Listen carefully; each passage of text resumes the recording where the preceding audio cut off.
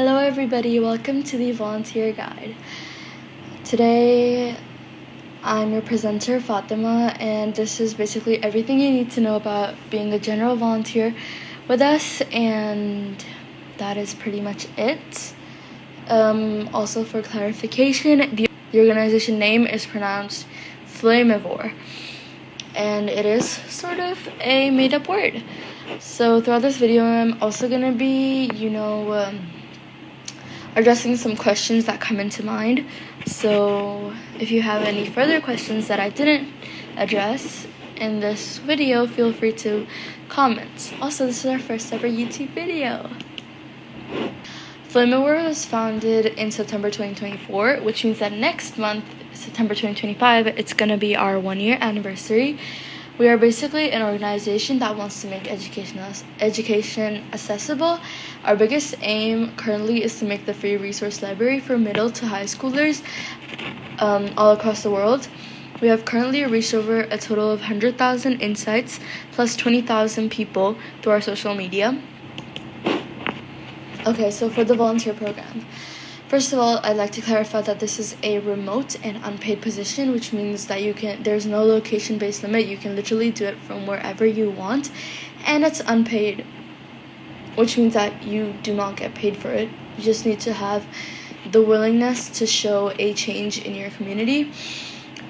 Ways to access the form. You can actually access the form by going to our website, flamivore.com, or you can check our YouTube bio or Instagram bio for the link tree and directly go to the forms. When you open the forms, you will be given a brief overview of what volunteering is, and you will be given a question which is related to what subject would you like to create the digital resources for. For that, we have subjects including biology, physics, chemistry, computer sciences, math, English, and ACT preparation. So you can choose any one of the subjects, and if you feel like you can do more than one, feel free to submit the forms once again. And then you are asked to choose either a 3, 6, or 9-month term. Now, there's no hard and fast rule for the term. It's just to take a general overview to see how long we expect for you to volunteer with us.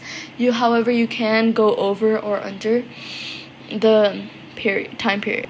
You'll find some general guidelines, including no using AI tools and copyright-free images, and give us permission to publish your work and stuff like that. Okay, so now let's get into what volunteering actually consists of. So when you talk about volunteering, this is actually two parts. So first of all is the weekly resource creation, and the second thing is the monthly teaching activity. Now for the weekly resource creation, as you've chosen the subject, you're going to be given a subtopic for the subject that you chose every week on Google Classroom. Other than that, you'll find some other resources such as general guidelines and the teaching activity and what colors you can use and guidelines on what we expect. You can also find our threshold or our grading system, in which we basically explain how we rate the quality of your work, and if you get below 70 marks, I think, you will be required to make the resource again or make some changes according to the constructive feedback you're going to be receiving from your volunteer coordinators. So that is what will be available in the Google Classroom. Some other resources, some monthly, fun activities for you guys will also be uploaded to make volunteering as interactive as possible, regardless of the fact that we live in different places. And other than that, for the resource, you're basically going to be given a subtopic in the Google Classroom, and you're basically supposed to create notes, a resource. Now, these can be notes, video lessons, presentations, infographics, anything. You just need to prove your point and explain the concept very well. Like, after reading your resource or after watching the video, everyone can feel clarity in the concept that you taught. Also, if you make video lessons, you also get a chance, if they're good, then you also get a chance to be uploaded to our YouTube channel, so that is super exciting. and also obviously our website. Other than that, for the resource activity, you're gonna receive constructive feedback after a week after submission, like under a week, and you will be designated a resource coordinator along with you, which is gonna be 18 plus, and they're basically gonna manage and approve your service hours, whatever. And for the teaching activity, you're basically supposed to teach someone. Now for the tips on conducting lessons and how you can make your teaching activity as interactive as possible, and for further guidelines, they will be added to your Google Classroom. But for a general overview, in your teaching activity, you're basically supposed to teach someone that is not in your direct relation. So it could all be a sibling or a cousin. However, it can be a neighbor, it can be a industrial worker, it can be anyone that is not in direct relation with you. You can go to an underprivileged community. You can set up a teaching group even, but you're supposed to individually conduct the activity. You can even make a small group and conduct the teaching activity with them. You'll be required to send in evidence of your work and clear photography. I'll get into that later. And the volunteer hours that you get on the basis of teaching actually depend on how many people you taught, what concept you taught, and how long it took you to create the resource. If you made a specific way to teach them, interactive way, then what was it and how you carried it out. And other than that, okay, so for the service hours, volunteer hours, first of all, I'd like to clarify that if you're submitting a resource or a teaching activity that you've done, you are not automatically given service hours. Your work, if you're making a resource, if your work is low quality, you've straight up used AI and a Canva template, and there's no originality, unique perspective of you teaching the concept, then your volunteer hours will not be accepted. And I'm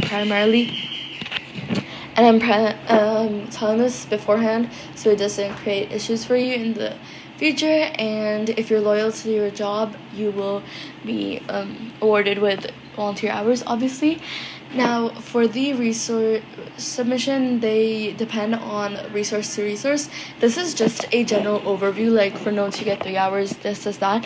However, you can get less or more hours depending on the quality of your work. Now, if your notes have diagrams, are super interactive and amazing, you might get even more hours because we can tell that you've put a lot of effort in it. However, if your work has barely anything and it's plagiarized content, you will not be given any service hours. I'd like to clarify that plagiarized content, copyrighted materials, videos, diagrams, photos, you're going to be using ChatGPT content, none of those would be accepted, and every single thing that you speak or write will be gone through a AI detector to make sure that the resources are your original work. And I really like it when people add these small diagrams. They draw them themselves. For example, I was reading a resource the other day. It was about electronic configuration in chemistry, and they had these cute little diagrams that they drew themselves. So that is something I highly recommend. For service hours related to the teaching activity, they won't be automatically granted, obviously. You need to submit photo evidence of you actively teaching and the student present and visibly engaged, and a written reflection on the basis of that. Other than that, I'd like to clarify the questions that we get related to, are you a 501c3 organization? So basically, our organization or our founder is not based in the US, which means that we cannot register ourselves for the 501c3 because you need a US address, phone number, and EIN number. So we can't do that. In the country where the founder is based, they do not let you register, formally register a nonprofit until you're 18, and there's a huge age barrier which shouldn't actually exist. We are getting in contact with some fiscal sponsors and some certifying organizations so that we could give you guys a chance for the hours to be PVSA approved. Now, I know many of our volunteers are from the US, so you guys can get a chance to be to win the PVSA award. And other than that, your hours Your volunteer hours will be documented very clearly. When you receive a certificate with your volunteer hours written on it, you will also receive a ID on your certificate. Now, when you open our website, familymore.com, it will lead you to a portal. This portal is currently under development. However, it is going to come out soon, and you should check on our Instagram for updates. This portal, you'll be adding your ID number that is added to your certificate, and then you're going to get your service hours certified, which means that your service hours, all the documentation will be provided on the website. If you volunteer with us, you can also get a chance to be volunteer of the month. This leads for you to get a letter of recommendation written by our volunteer coordinators or by the founder, mostly by volunteer coordinators, and